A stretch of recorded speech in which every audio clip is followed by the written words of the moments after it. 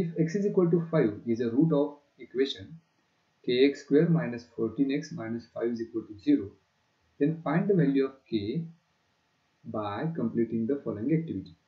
सगळ्यात अगोदर one of the roots of equation is given, that is kx square minus 14x minus 5 is equal to 0. This is the equation. आणि त्याचं एक equation दिले x is equal to 5. त्यामुळे इथं ह्या ब्रॅकेटमध्ये लिहायचं आपण 5, कारण त्याचं एक रूट 5.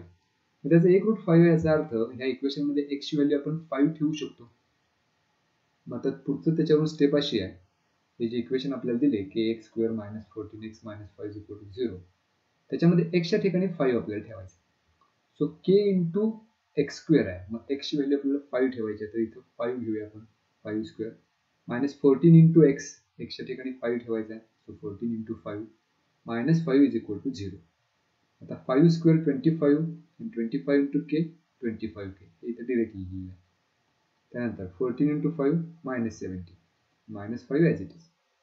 तर हे 25 खालच्या स्टेपला आहे तसं घेतलंय आणि ह्या दोन्हीच्या बद्दल हा बॉक्स आलेला आहे. याचा अर्थ या दोन्हीचे आपल्याला ॲडिशन करावं लागेल, म्हणजेच minus 70 minus 5 it would be minus 75, पण त्यापैकी मायनस साईन घेतलेलं आहे कॉमन, म्हणजे ब्रॅकेटमध्ये शिल्लक राहील फक्त 75. तर हे मायनस 75 जर आपण राईट हँड साईडला घेतले तर प्लस 75 होतील. त्यामुळे इथं पुढच्या स्टेपला ते 25k इज इक्वल टू 75 होईल. आणि आता के ची व्हॅल्यू काढायला हे जे 25 आहे ते आपण राईट हँड साईडला घेतले तर ते डिनॉमिनेटरला जाईल. सो राईट हँड साईडला न्यूमरेटरमध्ये 75 ॲज इट इज, आणि 25 जर आपण राईट हँड साईडला घेतलं तर ते डिनॉमिनेटरला जाते, म्हणजे 75ला 25 ने भागायचं. मग इथे जर भाग घालवला तर 25 3 75, 3/1 that's 3. So k is equal to 3 is the